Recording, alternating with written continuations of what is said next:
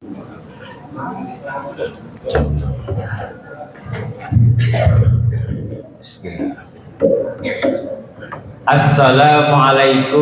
warahmatullahi wabarakatuh. Katosipun masih ngantuk, Bang. Saya ulangi sekali lagi, nggih. Assalamualaikum warahmatullahi wabarakatuh.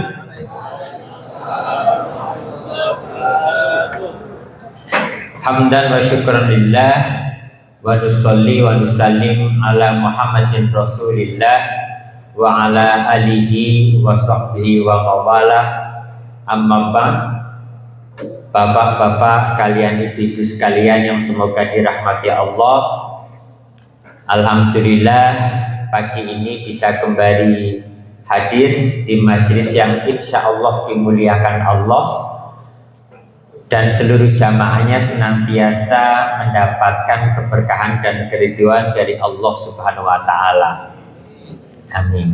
Bapak ibu sekalian yang semoga dirahmati Allah, pada pagi hari ini kami mengajak sareng-sareng kita untuk mulai, Bapak ibu sekalian, merenungkan kembali tentang salah satu sifat Allah di dalam Asmaul Husna. Mungkin di flyer yang sudah beredar sudah tersampaikan pembahasan tentang Ar-Rahman dan Ar-Rahim. Saat anak-anak kita memasuki pendidikan TPQ atau SD, sering sekali diajarkan menghafal Asmaul Husna. Nah, kita yang sudah dewasa mungkin bisa jadi onten sing boten apal, Pak.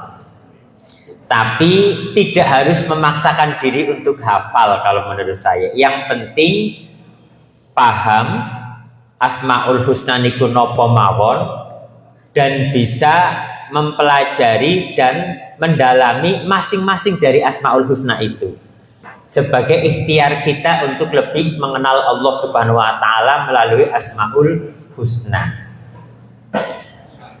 Asmaul Husna yang pertama menika Ar-Rahman, dilanjutkan Ar-Rahim. Ar-Rahman, Ar-Rahim, Al-Malikul Qudus, Salamu, dan seterusnya.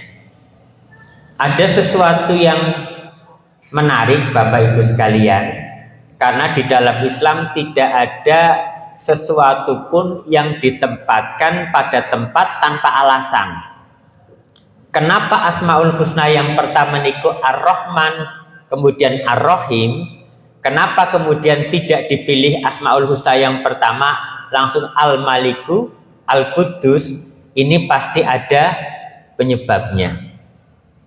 Ada hal yang sangat istimewa kalau kita pelajari dan renungkan betul tentang Ar-Rahman dan Ar-Rahim. Karena mustahil bagi seseorang yang sudah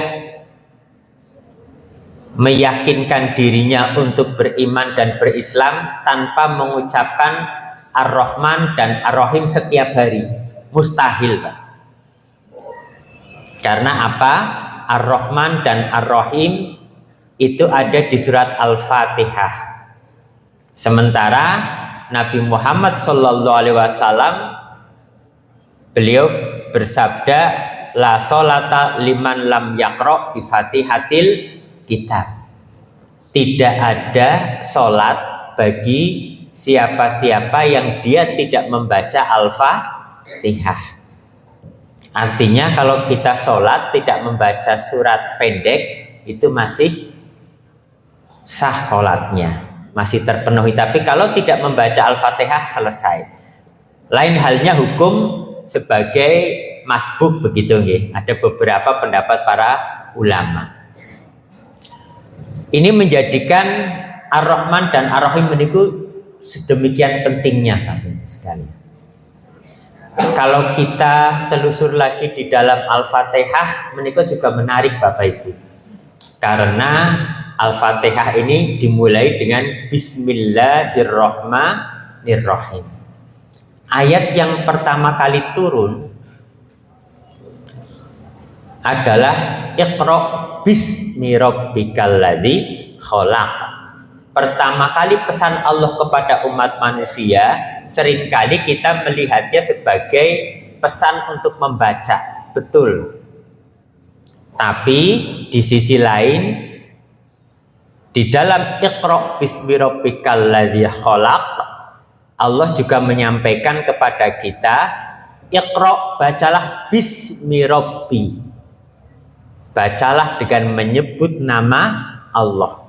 Pertama kali ayat turun kepada umat Islam di era kenabian Nabi Muhammad SAW adalah selain perintah membaca adalah perintah untuk menyebut Allah setiap engkau akan membaca.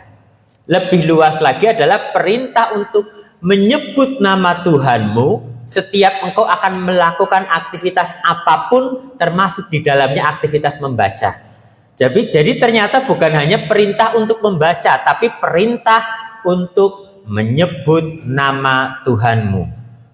Hanya bentennya dengan Bismillahirrahmanirrahim di dalam surat Al-Alaq menika menggunakan Bismi Rabbi, yang maknanya Tuhan yang maha memelihara, maha mendidik, maha mengatur. Kalau Bismillah ini terkait dengan penyembahan. Karena dari kata al-ilahah, yang disembah. Bismillah berarti dengan menyebut nama Allah yang aku sembah. Artinya saat mengucapkan bismillah ini dalam konteks penyembahan. Tapi dalam surat Al-Alaq bismi rabbikal ladzi dalam konteks bahwa Allah adalah Tuhan yang mengatur, yang mendidik, yang memelihara kita. Yang kemudian menciptakan. Sehingga ini konteksnya salah satunya dengan ilmu pengetahuan. Sehingga kita memahami betul saat kita berbicara ilmu pengetahuan tidak bisa dilepaskan dari Allah yang sang Rob begitu. Tapi kalau di bismillah dengan menyebut nama Allah ini adalah konteksnya adalah konteks penyembahan kita kepada Allah. Menariknya kita diajarkan untuk selalu mengucapkan Bismillahirrahmanirrahim. Hal yang sangat istimewa adalah begitu kita diminta untuk menyebut Bismillah dengan menyebut nama Allah dalam konteks Allah adalah zat yang layak dan satu-satunya zat yang layak disembah, kemudian diikuti dengan Asmaul Husna. Dan Asmaul Husna yang dipilih adalah Ar-Rahman dan Ar-Rahim dari 99 Asmaul Husna yang ada. Tentu perlu menjadi perenungan bagi kita. Kenapa bukan Bismillahil Malikul Kudus? Kenapa bukan Bismillahis-Salam? Kenapa pilihannya adalah Bismillahirrahmanirrahim? Ada apa dengan Ar-Rahman dan Ar-Rahim? Sehingga kemudian konteksnya ditempatkan sebagai penyanding sebutan kita kepada Allah, zat yang kita sembah. Termasuk di Al-Fatihah sami Pak, Ar-Rahman dan Ar-Rahim itu sampai diulang 2 kali. Alhamdulillahi Rabbil Alamin, Ar-Rahmanir-Rahim, diulang lagi Pak. Dan Ar-Rahman Ar-Rahim itu kembali diulang setelah pujian kita kepada Allah Subhanahu wa taala. Segala puji bagi Allah Al-Alamin, Tuhan semesta alam. Segala puji bagi Allah Rob, Tuhan. Ini Tuhan ini kan tadi maknanya berkaitan dengan sesuatu yang mengatur, yang menyembah, sesuatu yang mengatur, sesuatu yang mendidik, kemudian mengajarkan kepada kita, makanya kemudian disandingkannya dengan Al-Alamin. Artinya untuk menunjukkan kepada kita bahwa Al-Alamin adalah segala sesuatu selain Allah, itu disebut alam. Untuk menyampaikan kepada kita bahwa alam semesta ini bekerja itu ada yang mengatur, ada yang mendesain, ada yang mendidik di sana dan ada yang memelihara. Tapi kemudian di ayat berikutnya disampaikan Ar-Rahman Ar-Rahim. Ini sekaligus untuk menunjukkan bahwa Allah Subhanahu wa taala sebagai Rob yang mengatur alam semesta ini mengaturnya Allah terhadap alam semesta ini bukan egoisme Allah, tapi justru adalah bagian dari cara Allah menyayangi dan mengasihi kita. Jadi adanya sesuatu yang terjadi di alam semesta ini itu adalah bagian dari cara Allah menyayangi dan mengasihi kita. Ini yang penting untuk kita renungkan bersama Bapak Ibu sekalian. Menjadi sebuah perenungan bagi kita Bapak Ibu sekalian, ada sebuah pertanyaan yang penting untuk kita terus renungkan. Kinten-kinten Bapak Ibu yakin gak kalau Allah Subhanahu wa ta'ala menika maha pengasih lagi maha penyayang? Bapak Ibu percaya Allah maha pengasih dan penyayang? Buktinya apa Bapak Ibu? Kalau Bapak Ibu yakin Allah maha pengasih lagi maha penyayang? Allah memberikan banyak kenikmatan, Allah banyak memberikan kesehatan, dan banyak menghadirkan kebaikan untuk kita. Kenikmatan yang kita dapatkan, kebaikan, kesehatan yang kita dapatkan menika sesungguhnya baru sebatas bukti bahwa Allah maha pengasih lagi maha penyayang. Bukan bentuk keyakinan kita kalau Allah maha pengasih lagi maha penyayang. Itu bukti. Tapi apa bentuk keyakinan kita kalau kita yakin bahwa Allah maha pengasih lagi maha penyayang? Yang pertama, kalau kita sungguh-sungguh yakin Allah maha pengasih lagi maha penyayang, maka kita sangat meyakini apapun yang terjadi di alam semesta ini adalah bagian dari cara Allah menyayangi dan mengasihi kita. Perang Amerika kali Iran, Pak, itu adalah bagian dari cara Allah menyayangi dan mengasihi kita. Amerika, Iran perang, bensin naik, gandum naik. Itu kita, kalau kita yakin Allah maha pengasih lagi maha penyayang, kita tetap meyakini bahwa yang terjadi di Amerika dan Iran adalah bagian dari cara Allah menyayangi dan mengasihi kita. Tugas kita menika sakjanipun tinggal mencari hikmahnya, ada apa ini? Gara-gara perang dan Amerika dengan Iran harga bensin naik, apa Allah nggak bisa mencegah? Akhirnya kan kita jadi menyalahkan Allah. Kalau kita nggak yakin bahwa Allah itu menjadikan adanya perang Amerika dan Iran itu bagian dari cara Allah menyayangi dan mengasihi kita. Hanya kadang-kadang otak kita belum sampai. Kenapa harus ada perang Amerika dan Iran? Kita kadang belum sampai pada titik kenapa Palestina sekarang belum selesai. Allah kan maha besar, menyelesaikan Israel dalam hitungan detik selesai. Kenapa itu belum terjadi? Kenapa kemudian negara-negara Arab kok belum 100% membantu Palestina, bahkan Arab Saudi? Karena pemerintah Arab Saudi dengan rakyatnya benten, Pak. Karena sebagian negara Arab Saudi sekarang kan berpikir bahwa ini bukan semata-mata Islam dan Yahudi. Mereka berpikirnya begitu. Kita sekarang negara itu butuh diplomasi. Nah, senjata kita di negara kita senjatanya Amerika semua. Nah, kita mungsuhi Amerika repot gitu, Pak. Sehingga yang difikirkan lebih luas, tidak hanya sebatas Islam dan tidak. Tapi kalau warganya ditanya, ya mereka membela Palestina. Tapi sebagai seorang pemimpin negara, pikirannya benten ternyata, Pak.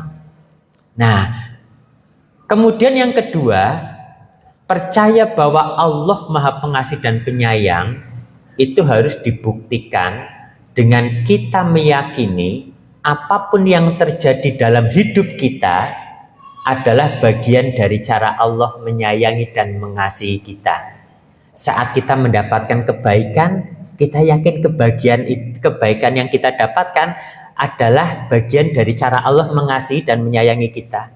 Tapi saat kita dapat kemalangan, Pak, dapat keburukan dalam pandangan kita, orang yang yakin bahwa Allah maha pengasih lagi maha penyayang, itu akan meyakini pula bahwa kejadian yang kita alami Meskipun itu buruk dan menyakitkan, itu adalah bagian dari cara Allah menyayangi dan mengasihi kita.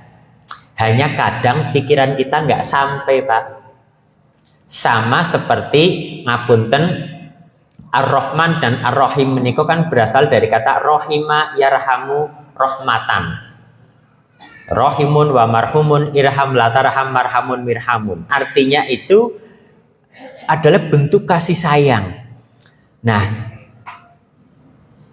akar kata yang sama dengan Ar-Rahman dan Ar-Rahim diantaranya adalah rahim yang ada di perut ibu-ibu. Janin saat ada di rahim ibu, dia minta makan atau tidak sama ibu, sudah otomatis dapat makanan. Ibu pernah nyuapi anaknya saat ada di dalam kandungan? Anaknya pernah minta? Minta nggak minta dikasih. Dan janin saat ada di dalam kandungan, dia akan merasa begitu aman.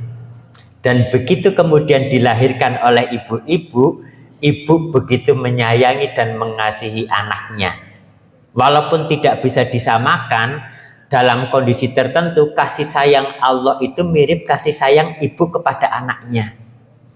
Ibu-ibu kalau anaknya bolos sekolah kemudian dimarahi, itu ibu-ibu benci apa cinta dengan anaknya saat marah? Cinta. Saat ibu-ibu minta anaknya mandi pagi untuk segera sekolah, anaknya kemudian memberontak, merasa dikekang hidupnya. Ibu-ibu meminta anaknya sekolah itu karena ibu cinta atau karena benci? Cinta. Tapi anaknya melihatnya berbeda. Kok aku harus bangun subuh? Kok aku harus mandi tepat waktu? Kok aku harus berangkat sekolah? Pikiran orang tuanya dengan pikiran anaknya benten. Orang tuanya sudah punya pengalaman cukup banyak dan berharap anaknya mendapatkan yang terbaik karenanya harus sekolah. Anak-anak melihat bapak nggak sekolah tiap hari di rumah bisa hidup. Karena kadang-kadang pikiran manusia itu ya tentu saja sangat terbatas yang tidak kita pahami. Pikiran kita terbatas, sementara Allah itu maha tidak terbatas. Sehingga kadang-kadang kita melihat ada permasalahan, kita melihat apa Allah mboten sayang nggih kali kula. Kok hidup saya begini terus? Kok si fulan kaya raya kok saya tidak? Kok si fulan bahagia kok kayaknya saya masalahnya ada terus? Kita melihat itu bukan bagian dari cara Allah menyayangi dan mengasihi kita. Tapi kalau orang yang percaya bahwasanya Allah memiliki sifat Ar-Rahman dan Ar-Rahim, dia sangat meyakini bahwa apapun yang terjadi dalam hidupnya itu adalah bagian dari cara Allah menyayangi dan mengasihi kita. Sehingga Bapak Ibu sekalian, orang yang percaya dengan sifat Ar-Rahman dan Ar-Rahim enteng hidupnya, Pak. Mau dapat kebaikan gitu biasa karena udah kita yakin Allah sayang. Mau dapat keburukan seburuk apapun enteng mawon karena ini bagian dari cara Allah menyayangi dan mengasihi saya. Begitu orang ada masalah besar, kalau dia yakin bahwa Allah Maha Pengasih dan Penyayang, dia akan ingat walanabluwannakum bisyai'in minal khaufi wal ju' wa naqsim minal amwali wal anfusi was samarat wa basyiris sabirin. Setiap manusia itu pasti akan diuji, bahkan dengan sedikit ujian, Pak. Bisa dengan kelaparan, bisa dengan kecemasan, bisa dengan kehilangan harta, kekurangan makanan. Tapi menariknya nopo pesan Allah? Kalau engkau sedang mengalami itu semua, wabasyiris sabirin. Kalau ada di antara teman-teman kamu, saudara kamu sedang mengalami itu, berikan kabar gembira untuk mereka. Jadi dalam Islam konsepnya benten, Pak. Kalau kita sedang ada masalah, itu tandanya Allah sedang menyiapkan kabar gembira. Berarti Allah sedang menyiapkan sesuatu yang istimewa untuk kita. Hanya untuk sampai di sesuatu yang istimewa ini, kita harus melewati ini dulu, Pak. Betapa banyak di antara kita, khususnya mungkin bapak-bapak kalian ibu-ibu yang sudah lebih sepuh begitu, nggih. Dahulu mungkin pernah merasakan ada masalah besar, yang saat itu kita yakin sepertinya tidak mampu menyelesaikan. Wah, berat banget ini masalahnya. Ternyata sampai sekarang kita masih hidup, Pak. Ternyata sampai sekarang kita masih bisa tersenyum. Ternyata sampai sekarang kita masih bisa melakukan aktivitas biasa. Padahal saat itu kita merasa ora bakal iso ngrampungi. Kenapa saat itu kita berpikir tidak bisa menyelesaikan? Karena kita hanya berpikir bahwa yang bisa menyelesaikan masalah itu adalah otak kita dan jaringan kita. Otak kita terbatas, jaringan atau networking kita terbatas, sementara Allah Maha tidak terbatas. Kadang kesalahan manusia begitu ada masalah, terlalu sibuk menyelesaikan masalah, sampai lupa bahwa yang paling hebat menyelesaikan solusi adalah Gusti Allah. Sehingga orang Islam paling baik itu ya begitu ada masalah, ambil air wudhu, gelar sajadah.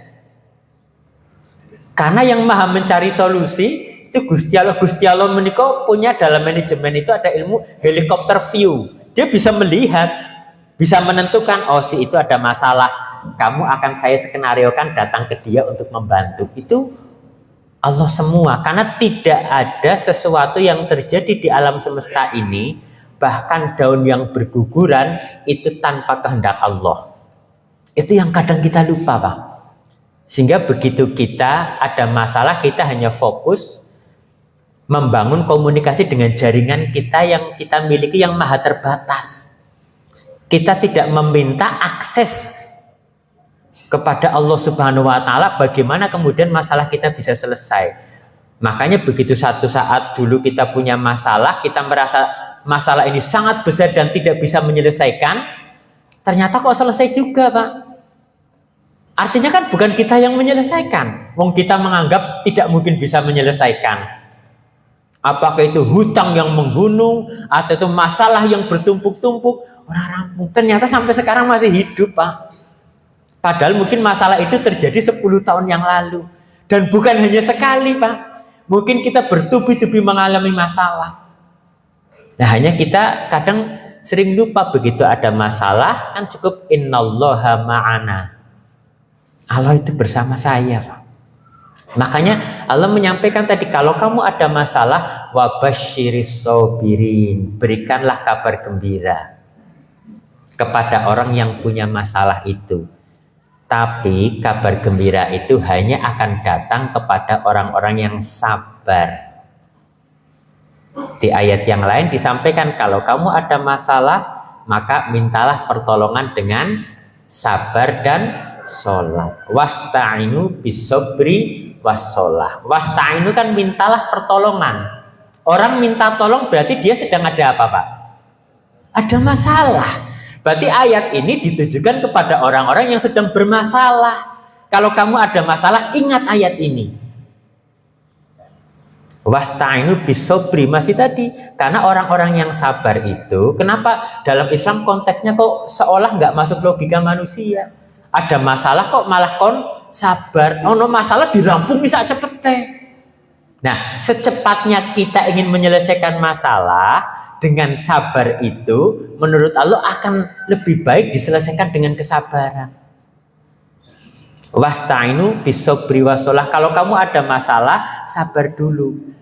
Kemudian mintalah pertolongan Allah tetap dengan sabar dan sholat. Ada mufasir yang kemudian juga menafsirkan mintalah pertolongan kepada Allah dengan sabar dan sholat. Sholatnya pun harus dengan sabar, Pak. Ada masalah, kemudian kita mendekat kepada Allah. Sholatnya jadi 5 waktu, tahajudnya setiap malam, sholat duha setiap pagi. Setelah 2 bulan, ya Allah, saya sudah 5 waktu, sudah duha, sudah sholat tahajud, kok belum selesai ya masalah saya. Nah, niku namanya mboten sabar.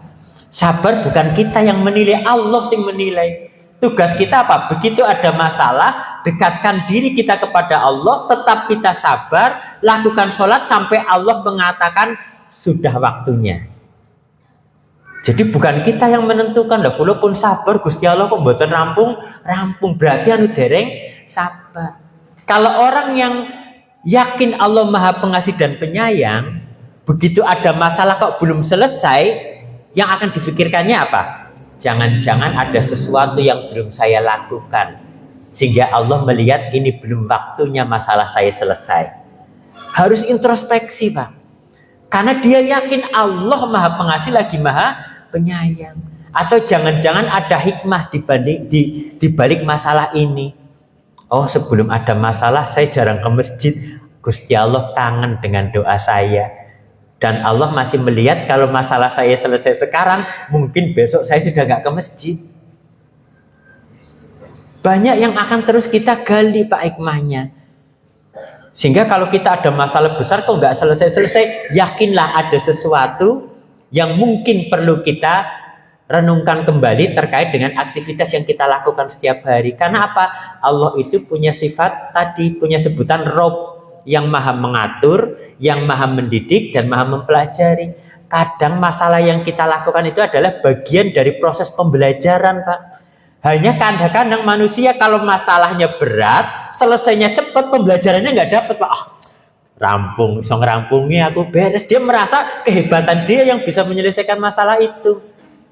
Kadang Allah sampai harus menekan ego manusia sampai pada titik aku raiso wis. Disitulah egonya turun. Kalau setiap ada masalah, nah ono masalah, ono aku mesti rampungnya lah, itu jadi takabur, Pak. Nah, ini yang penting untuk kita renungkan. Wa basyiris sabirin alladzina idza asabathum musibah qalu inna lillahi wa inna ilaihi raji'un. Kalau kita ada masalah, kemudian kita meyakini bahwa kita itu milik Allah dan hanya kepada Allah lah kita akan kembali. Artinya apa? Menikah the power of ikhlas.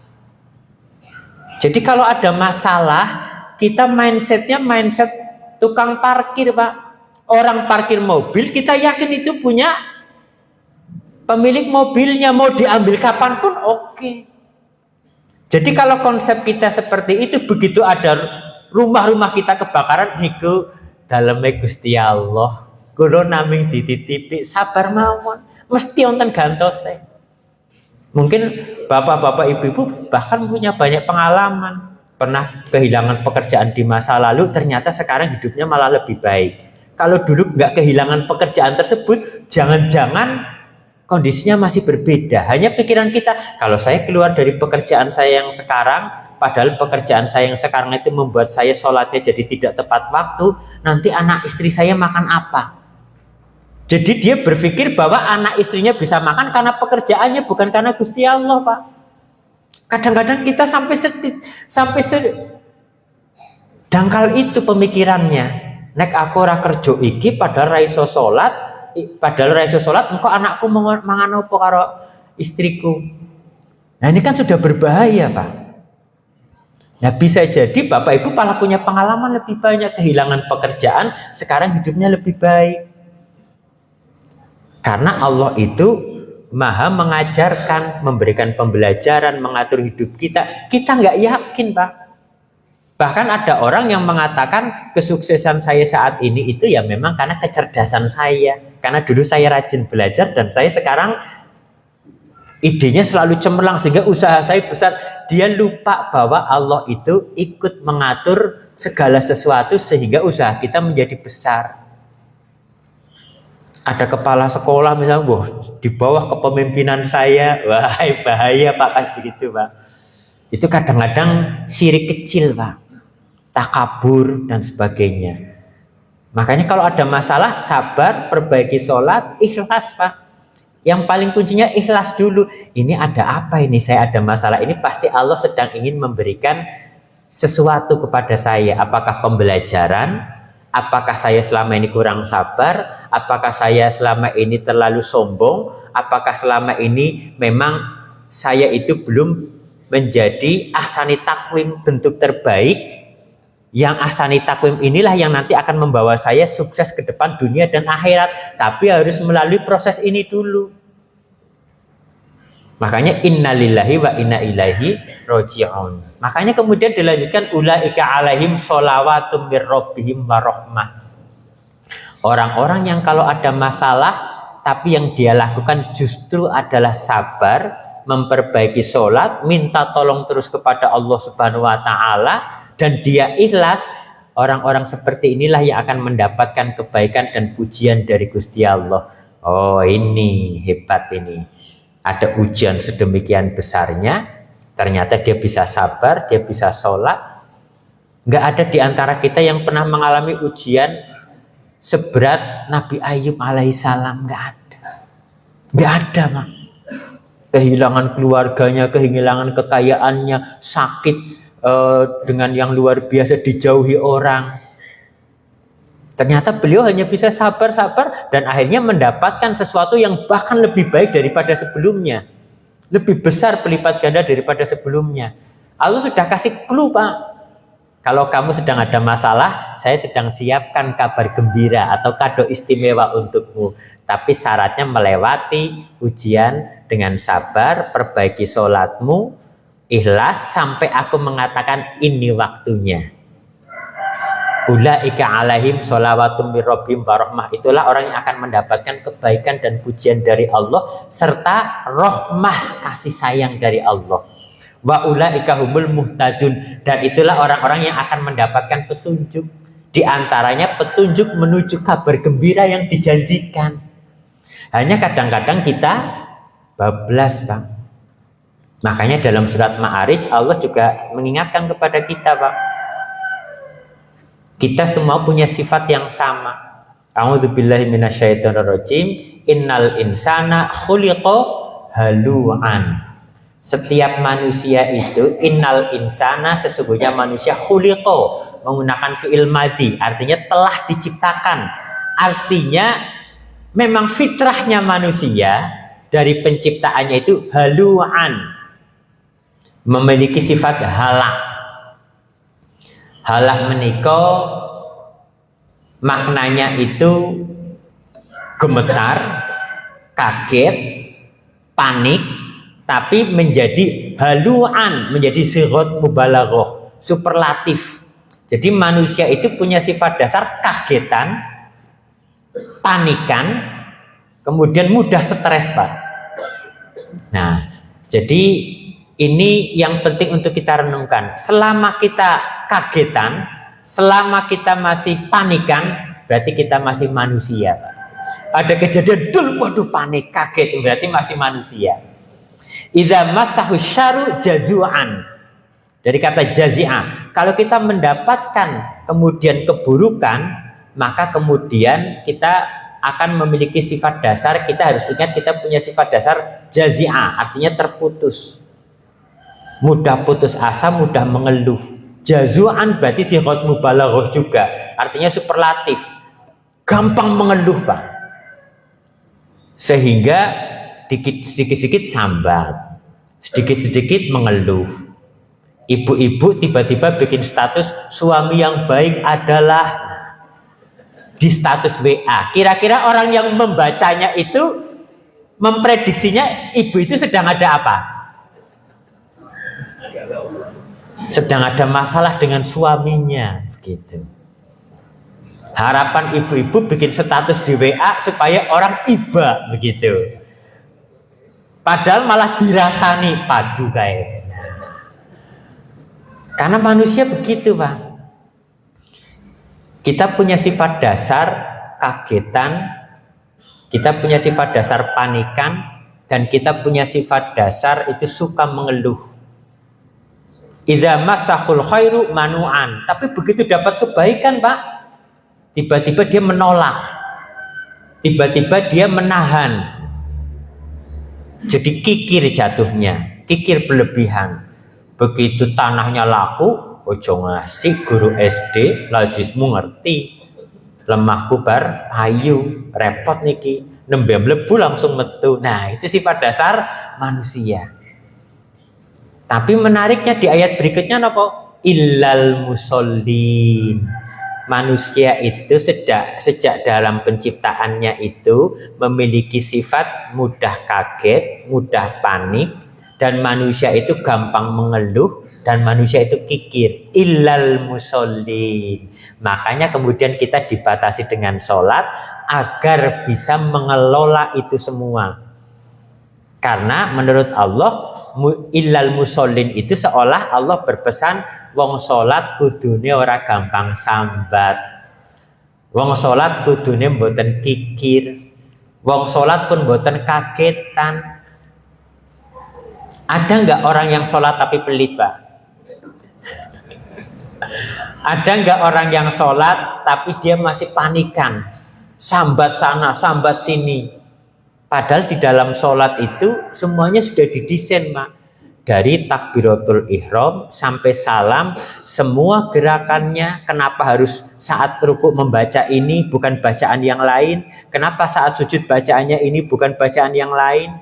Kenapa setelah takbiratul ihram kemudian kita membaca iftitah Al-Fatihah surat pendek? Kenapa setelah itu ruku? Kenapa harus ada iktidal? Dan kenapa iktidal bacanya sami Allahu liman hamidah, Rabbana walakal hamdu? Itu kalau Bapak Ibu mempelajari filosofi gerakan dan bacaan sholat ada semua, Pak. Jadi bukan sekedar Allah memerintahkan Nabi Muhammad SAW mengajarkan untuk sholat kemudian Muhammad sholat kiki ya, apike carane gerakannya pripun niku? Oh kajen niki mawon, oh iya cocok. Enggak begitu, Pak. Semua gerakan dalam sholat dari takbiratul ihram sampai salam beserta urutannya itu sudah didesain sedemikian rupa yang kalau kita bisa memahami filosofinya, Pak, dahsyatnya luar biasa. Termasuk pernah saya sampaikan di sini sebesar kenapa saat setelah ruku kita iktidal kemudian kok sami Allahu liman hamidah. Doa apa yang kita baca saat ruku sehingga kemudian saat iktidal kok kita mengucapkannya sami Allahu liman hamidah. Dan setelah itu kita langsung memuji Allah. Sami Allah kan maha mendengar Allah. Liman hamidah bagi siapa saja yang memujanya. Kemudian kita langsung Rabbana walakal hamdu. Ya Tuhan kami segala puji hanya untukmu. Karena kita ingin doa kita diterima, salah satunya saat kita ruku, Pak. Kemudian turunkan dengan sujud, kita doa lagi, Pak. Karena bahkan Nabi pernah menyampaikan dua gerakan yang sangat kita perlu berhati-hati, yang kalau kita tidak hati-hati di dua gerakan itu, kita sama dengan pencuri yang paling jahat. Karena sejahat-jahatnya pencuri adalah orang yang mencuri dalam sholatnya, yaitu tidak ruku dan sujud dengan sempurna. Ada apa sampai Kanjeng Nabi Muhammad SAW mengucapkan itu? Ada apa dengan gerakan rukuk dan sujud, dan ada apa dengan bacaan rukuk dan sujud? Sampai Nabi berpesan, tentu seluruh bacaan sholat itu penting, Pak. Tapi kenapa Nabi sampai berpesan, ojo ngasih kue rukuk karo sujud ora sempurna? Makanya dinikmati saja, Pak. Kalau rukuk dan sujud ampun kembrungsung, dinikmati mawon, Pak. Kalau dalam ilmu kedokterannya rukuknya itu pelan, jangan cepat nih, Pak. Gerakan rukuknya itu pelan. Nah, nanti akan merasakan ada tarikan di bagian otot bagian belakang peregangan.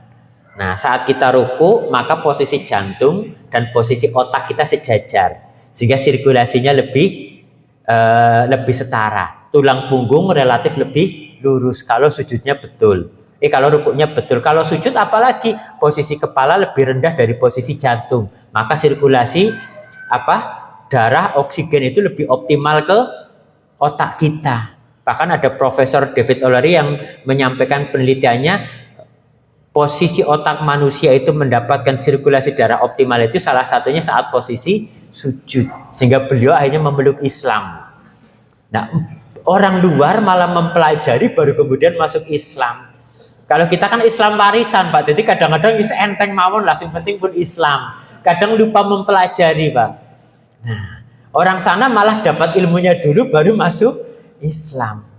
Nah, kita sudah dapat jalan tol dulu, Pak, karpet merah dari orang tua kita. Tugas kita sebenarnya lebih ringan. Nah, kembali ke tadi, Pak. Penting untuk kita renungkan bersama. Di dalam sholat itu, kembali lagi ada Al-Fatihah. Di dalam Al-Fatihah ada bacaan Ar-Rahman dan Ar-Rahim. Bacaan itulah yang kemudian salah satunya sebagai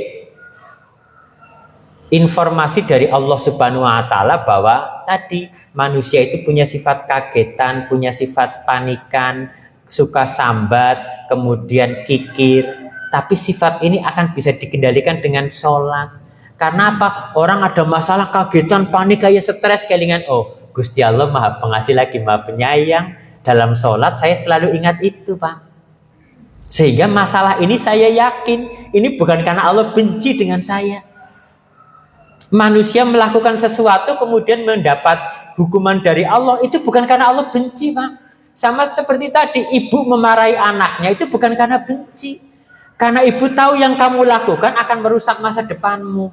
Maka kita harus diuji dulu. Anak dimasukkan pondok, ibu bapak mau buang saya ya. Ibu nggak senang bareng saya, dilemparkan ke pondok. Ibu tahu kenapa anaknya harus masuk pondok. Dipasrahkan kepada ustadz dan ustadzahnya seperti apa. Anak-anak pikirannya masih terbatas karena pengalamannya masih sangat terbatas. Orang tua pengalamannya sudah cukup banyak, apalagi Allah Subhanahu wa Ta'ala. Ini yang harus kita renungkan bersama, Bapak Ibu sekalian.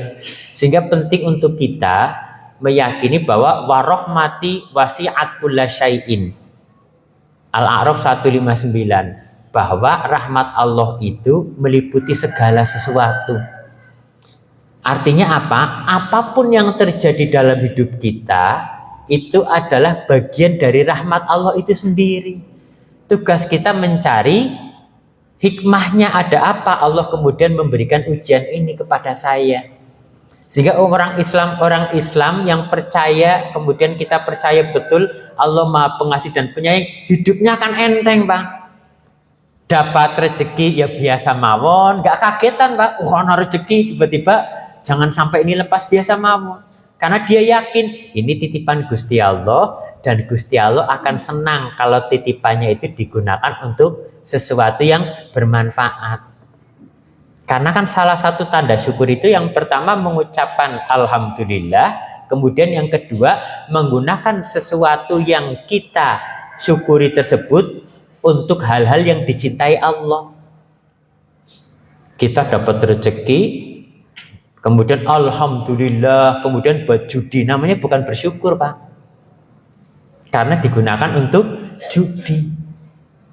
Kita diberikan mata, kita bersyukur, maka mata ini kita gunakan untuk melihat yang baik, itu bagian dari rasa syukur. Kita dapat rezeki, uang, kemudian uang itu kita salurkan untuk ucapan alhamdulillah, uang itu kita gunakan untuk sesuatu yang dicintai Allah, itu namanya bersyukur, Pak.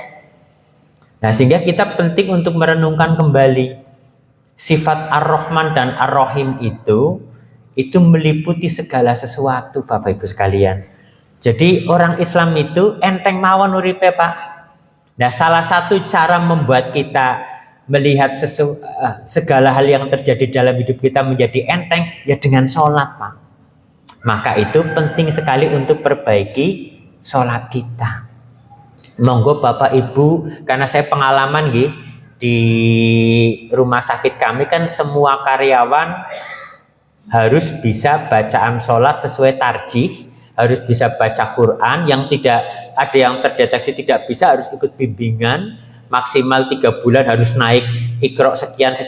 Yang kalau 1 tahun tidak bisa maka dianggap tidak niat untuk bisa membaca Al-Quran, sehingga berpengaruh akan tidak dikontrak lagi nantinya. Begitu di rumah sakit kami begitu, Pak.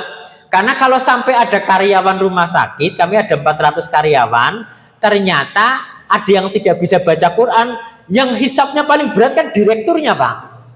Dan dia nonton karyawan boten sholat, hisap terberat niku direkturnya, Pak. Nah, daripada kula mlebu neraka jahanam begitu kan, karena hisapnya paling berat, ya saya terpaksa menggunakan kekuatan tanda tangan, harus bisa sholat sesuai tarjih beserta terjemahannya, Pak. Kalau di rumah sakit kami di PKU Muhammadiyah Serweng itu wajib bisa bacaan sholat, gerakan dan bacaan sholat beserta terjemahannya. Tujuannya pun apa? Supados saat sholat bisa menikmati, Pak. Misalkan kan doa sujud benten-benten gitu, boleh subhana rabbiyal a'la gitu, boleh. Kalau kami misalkan subhanakallahumma rabbana wa bihamdika allahumma ighfirli, supaya saat sujud itu subhanakallah, maha suci engkau ya Allah, rabbana ya Tuhan kami, wa bihamdika, dan dengan memujamu allahumma ighfirli, ya Allah ampuni aku. Nikmat, Pak, sholatnya karena ngertos artinya. Nah, sehingga kalau kita sholat dengan memahami maknanya, kita akan bisa meresapi dan akan lebih potensial membentuk kepribadian kita, Pak. Termasuk saat membaca Al-Fatihah. Saat membaca basmalah, alhamdulillahirabbil alamin, arrahmanirrahim, maliki yaumiddin, dan seterusnya, itu akan memahami betul. Makanya pesan saya Bapak Ibu sekalian, karena sudah hampir jam 7, monggo Bapak Ibu, pengajian sangat penting. Tapi yang menjadi dasar itu jangan sampai kita setengah-setengah. Yang pertama sholat, ampun setengah-setengah pesan saya. Pelajari betul gerakan dan bacaannya sesuai sunnah. Jika perlu pahami maknanya. Pelajari filosofinya. Kenapa harus takbiratul ihram? Kenapa harus ruku i'tidal? Kenapa harus sujud? Kenapa ada duduk di antara dua sujud? Kenapa kemudian duduk di antara dua sujud, kemudian dengan duduk iftiros jangan tawar itu kok berbeda? Kenapa duduk tasyahud awal dan tasyahud akhir kok duduknya berbeda? Kenapa bacaannya juga berbeda? Itu ada apa? Pelajari betul, Pak. Jadi pesan saya Bapak Ibu sekalian, perbaiki sholat kita, karena sholat kita akan bisa memperbaiki diri kita. Karena tanha anil fahsya'i wal munkar. Tanha itu kan sebetulnya tidak hanya sebatas dapat, Pak. Tanha itu kan makna sebetulnya kan melarang kamu. Inna sholata tanha. Sesungguhnya sholat itu melarang kamu. Bukan kalau di Indonesia karena tidak bisa menerjemahkan itu, sehingga sholat itu dapat mencegah. Melarang kamu artinya Allah yang memerintahkan kita sholat. Dengan kamu sholat itu, kamu harus membentuk diri kamu menjadi pribadi yang mampu tercegah dari perbuatan keji dan mungkar. Nah, sehingga kalau kita pelajari betul makna bacaan sholat, oh Allah kepenginnya saya begini. Itulah kenapa begitu di bacaan iftitah, termasuk kenapa sholat itu harus ada Al-Fatihahnya. Akhirnya kan yang memaksa kita harus membaca Al-Fatihah setiap hari. Satu-satunya surat di dalam Al-Quran yang wajib dibaca setiap hari oleh kita hanya Al-Fatihah, Pak. Karena Al-Fatihah ada di dalam sholat, dan sholat itu wajib. Makanya Bapak Ibu, pertama pesan, perbaiki monggo sholat kita. Kalau perlu yang sudah agak sepuh, misalkan agak malu, menghadap ke Pak Ketua PCM, ke Ustadz Furqan, aku tolong diajari bacaan komandan urung lancar. Jangan sampai kita meninggal dunia dalam kondisi kita tidak benar-benar bisa dengan baik melafalkan gerakan dan bacaan sholat. Syukur dengan terjemahannya sehingga kita bisa menikmati, Pak. Makanya Kanjeng Nabi Muhammad SAW pernah menegur orang yang sholatnya terlalu lama, tapi tidak menegur orang yang sholatnya cepat, Pak. Mu'ad bin Jabal kan pernah memimpin sholat, kemudian karena sholatnya pakai Al-Baqarah 10 ayat, 20 ayat, 30 ayat, 40 ayat, satu rakaat Pak, nggak selesai-selesai, ada jamaah yang keluar. Sholat sendiri, Pak. Dawa banget orang patut, aku butuh oke, arep ojek, arep ngode.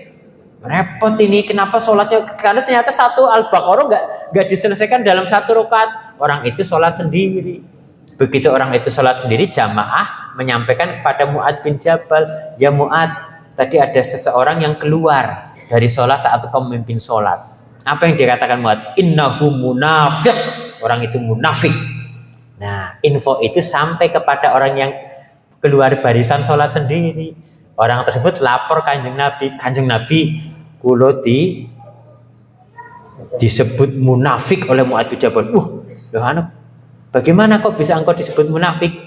Cerita, saya sedang dari kebun saya belum selesai karena ada azan, saya meninggalkan kebun saya bergegas untuk sholat. Pekerjaan saya belum selesai, tapi kok 10 ayat, 20 ayat, 30, kok rampung-rampung loh, ini pekerjaan saya nanti selesai jam berapa? Beliau keluar sendiri, sholat sendiri.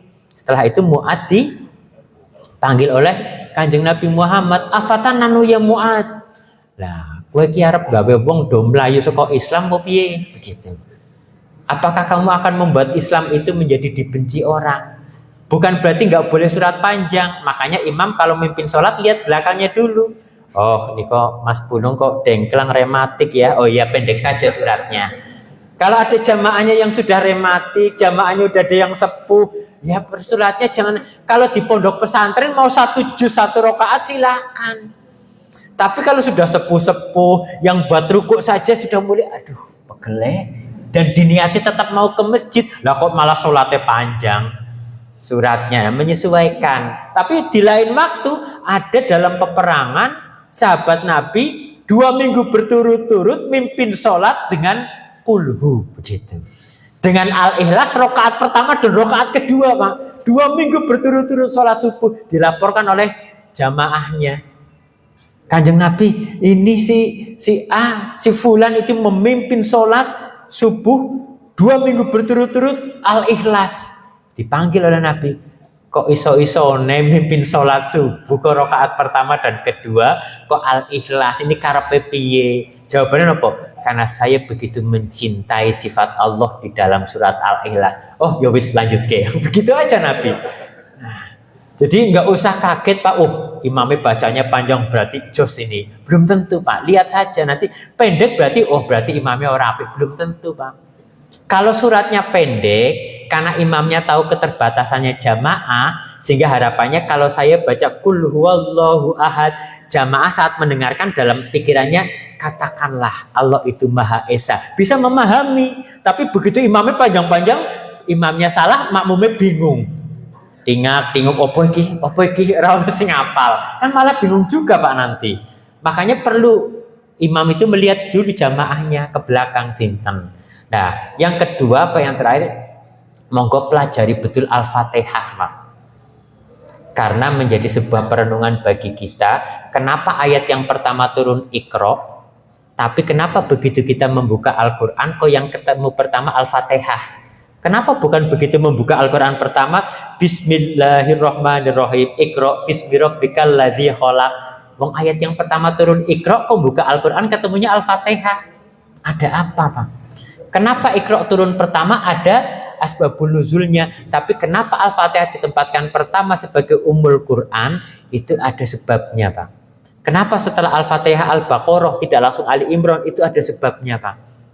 Kenapa begitu menguasai Al-Fatihah, buka Al-Baqarah 5 ayat pertama kok cerita tentang orang munafik, 2 ayat berikutnya kok cerita tentang orang kafir, ayat berikutnya ayat 7 itu kok cerita, ayat 6 cerita tentang orang kafir, ayat 6 jam 7, ayat 8 sampai 20 kok cerita tentang orang munafik. Seolah Allah ingin menyampaikan kepada kita setelah menguasai Al-Fatihah, maka nggak usah mikir yang aneh-aneh dulu, pelajari dulu, renungkan dulu bahwa di bumi ini hanya ada 3 tipikal manusia: bertakwa, kafir, dan munafik. Kan ayat 1 sampai 5 orang bertakwa, Pak. Ayat 6 dan 7 kan innalladzina kafaru sawaun alaihim anzartahum am lam tunzirhum la yu'minun. Khatamallahu ala, udah menutup, mau dikasih tahu tidak dikasih tahu dia akan kafir. Tapi kenapa untuk cerita tentang orang munafik kok Allah butuh 13 ayat? Bisa jadi karena sebagian ulama memaknai orang munafik itu susah dibaca, Pak. Ngakune Islam ora salat, ngakune Islam ya masih minum minuman keras, ngakune Islam ya masih berbuat zina. Kan nggak bisa dibaca, Pak. Karena digambarkan di ayat-ayat itu kan di depan Kanjeng Nabi mengatakan beriman, di belakang ngerasani Kanjeng Nabi. Dan bisa jadi yang paling banyak golongan orang munafik, Pak. Karena kemarin disurvei di Kementerian Agama, orang Islam Indonesia yang sholat hanya 38%, Pak. Orang Islam di Indonesia yang sholat 5 waktu hanya 38%. Jadi KTP bukan jaminan seseorang itu Islam, Pak. Pelajari betul Al-Fatihah. Yang terakhir termasuk pesan di dalam Al-Fatihah, coba pelajari betul ayat demi ayat, Pak. Kenapa kemudian di Al-Fatihah itu ada iyyaka na'budu wa iyyaka nasta'in? Dulu saya hanya lewat saja, Pak. Tapi setelah saya renungkan, kenapa tidak iyyaka na'budu wa nasta'in? Kan maknanya sama. Hanya kepadamu lah kami menyembah dan meminta pertolongan. Tapi kenapa harus iyyaka na'budu, kemudian ada wawu wa iyyaka nasta'in? Kenapa tidak iyyaka na'budu wa nasta'in? Saya cari banyak literaturnya, saya cari banyak tafsir, ternyata salah satu pesan Allah di dalam ayat ini, kenapa iyyaka na'budu dipisahkan dengan iyyaka nasta'in? Karena Allah ingin kita mengetahui bahwa penyembahan kita kepada Allah tidak boleh dicampur adukan dengan motivasi apapun, termasuk motivasi meminta. Boleh kita sholat karena memang mau punya permintaan, ya nggak boleh kalau permintaan kita tidak terwujud jadi orang sholat, Pak, begitu. Berarti kan sudah tercampur ternodai oleh sesuatu. Allah ingin apapun yang kita inginkan terwujud atau tidak, sholat tidak boleh berubah kualitasnya. Sehingga iyyaka na'budu, hanya kepadamulah kami menyembah, baru wa iyyaka nasta'in, dan hanya kepadamulah kami meminta pertolongan. Ini tegas sekali, Bang. Nah, sehingga monggo Bapak Ibu direnungkan, saya belajar Islam luas bagus, tapi pondasi sholat, pondasi Al-Fatihah itu jangan pernah kita lepaskan, karena ini dua kunci yang akan membentuk kepribadian kita. Menika yang bisa kami sampaikan, kurang lebihnya mohon maaf. Billahi fisabilil haq, fastabiqul khairat. Assalamualaikum warahmatullahi wabarakatuh.